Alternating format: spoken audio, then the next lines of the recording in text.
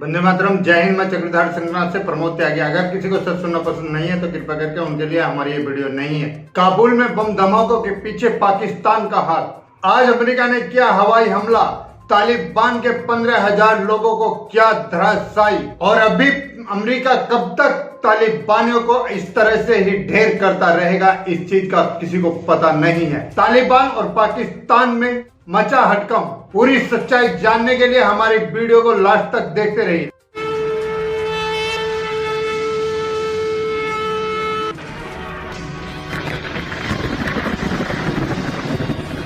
तालिबान का इस तरह अफगानिस्तान में आना यह अमेरिका की बहुत बड़ी साजिश का हिस्सा दिख रहा है। अगर अमेरिका को अफगानिस्तान से जाना ही था तो अपने हथियार वगैरह इस तरह से छोड़कर नहीं जाना चाहिए था, और अगर जाना ही था तो पहले संतुष्टि कर लेनी चाहिए थी कि जो हमने अफगानिस्तान की फौज बनाई है क्या वो तालिबानियों से मुकाबला लेने के लिए सक्षम भी है या नहीं। जो बाइडेन ने अफगानिस्तान से जाने का निर्णय ले ही लिया था और अपनी सेना को वहां से हटाने का निर्णय ले ही लिया था, तो गिफ्ट में हथियार देने की क्या जरूरत थी अफगानिस्तान बेनाम तालिबान आतंकवादियों को। अमेरिका को इस तरह के हथियार तालिबानियों को नहीं देने चाहिए थे। अमेरिका ने बहुत सारे अपने धन का वेस्ट किया है और अमेरिका ने ड्रोन के साथ साथ लड़ाकू विमान भी तालिबान के हाथों सौंप दिए। इस तरह के हथियार तालिबान को अमेरिका ने दिए हैं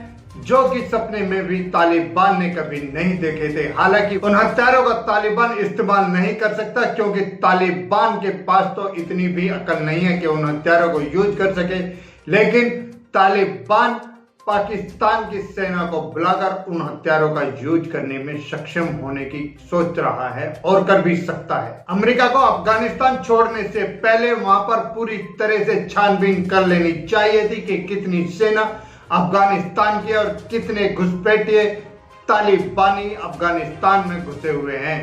उसके बाद ही अफगानिस्तान छोड़ने का निर्णय बनाना चाहिए था। अगर जो बाइडेन इस तरह का निर्णय बना दे तो इतनी तबाही शायद ही अफगानिस्तान में नहीं होती और ना ही इस तरह की मारकाट अफगानिस्तान में होती। अमेरिका ने अफगानिस्तान में 30 साल से इन्वेस्ट किया है और करता ही आ रहा था कि ऐसा क्या आप बताइए कि अमेरिका वहां से एकदम तुरंत जाने का निर्णय बना लिया। जबकि कोई किसी देश के अंडर में होता है या तो वो जब जाता है कि देशवासी अंदर से विद्रोह कर दे, या वो तब जाता है कि उस देश की इकोनॉमी डाउन होने का डर हो।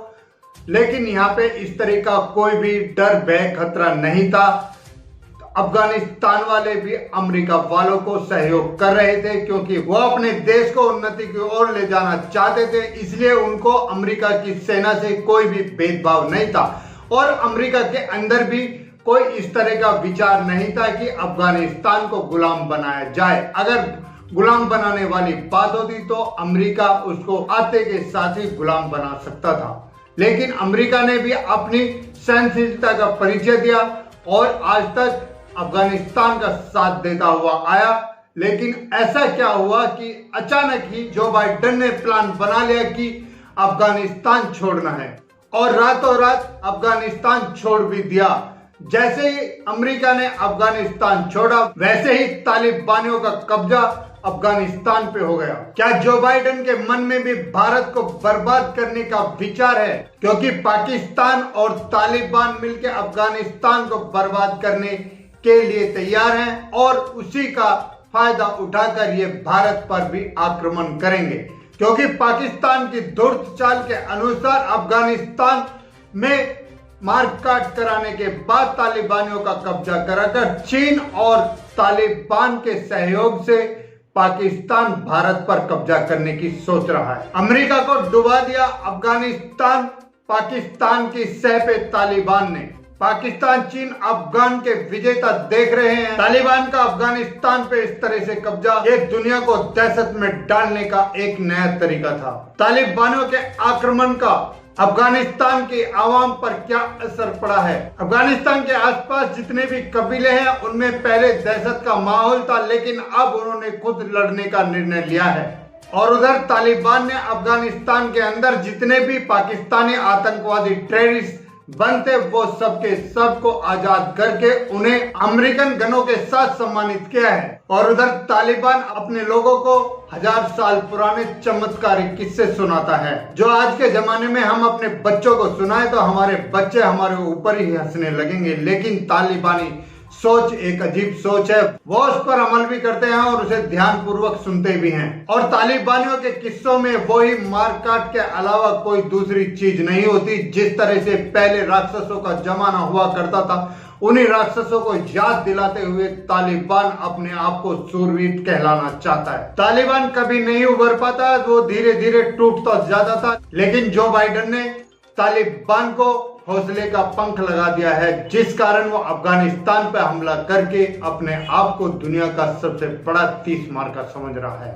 और आज तालिबान की हिम्मत देखो कि वो अमेरिका को ही चैलेंज कर रहा है। या ये कहा जाए तो कोई गलत नहीं होगा कि जो बाइडेन ने तालिबान के आतंकवादियों को अमृत पिला दिया है। 27 अगस्त 2021 की जानकारी के अनुसार आज दिल्ली में चेकिंग के दौरान एक युवा के पास बैग में बम मिलने की आशंका थी। दिल्ली खुफिया एजेंसी को खबर मिली है कि कई जगहों पर दिल्ली में धमाका होने के चांस लग रहे हैं। इसी के तहत दिल्ली में सारी फोर्सें अपने अपने हिसाब से अलर्ट मोड पर आ चुकी हैं। और ये कोई और नहीं कर रहा, तालिबानी और पाकिस्तानियों के संरक्षण से हो रहा है। काबुल बम ब्लास्ट में पाकिस्तान का हाथ निकला है, क्योंकि काबुल बम ब्लास्ट में जो पाकिस्तान में पला पड़ा उसी के हाथों से बम ब्लास्ट हुआ और उसी की फौज वहां पे दिखाई दी।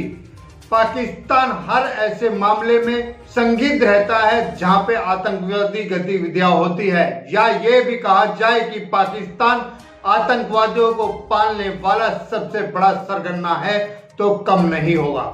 वर्ल्ड के किसी भी कोने पे किसी भी घटना को कोई भी अंजाम दे, लेकिन कहीं ना कहीं से पाकिस्तान का नाम जुड़ ही जाता है। आतंकियों को पालता है पाकिस्तान, ये अब पूरी तरह से प्रूफ हो चुका है। पाकिस्तान, तालिबान और चीन मिलकर भारत के अंदर कुछ बड़ा करने वाले हैं। पूरे वर्ल्ड का प्रेशर आने के बाद जो बाइडेन ने आज एक्शन लिया है और अपने हवाई हमले से 15,000 से ज्यादा तालिबानियों को धराशायी कर दिया है। और इस तरह का आज अमेरिका का कोहराम शायद 30,000 तालिबानियों को निस्ता नाबूद करने की सोचकर आया है। इसी के साथ देश की सच्चाई के लिए, देश के लिए जीना, देश के लिए मरना। अगर आपको हमारी ये वीडियो अच्छी लगी हो तो लाइक करें, शेयर करें, कमेंट करें, सब्सक्राइब करें और बेल आइकन जरूर दबाएं। अभी मैं अपनी वाणी को विराम देता हूं। वंदे मातरम, जय हिंद।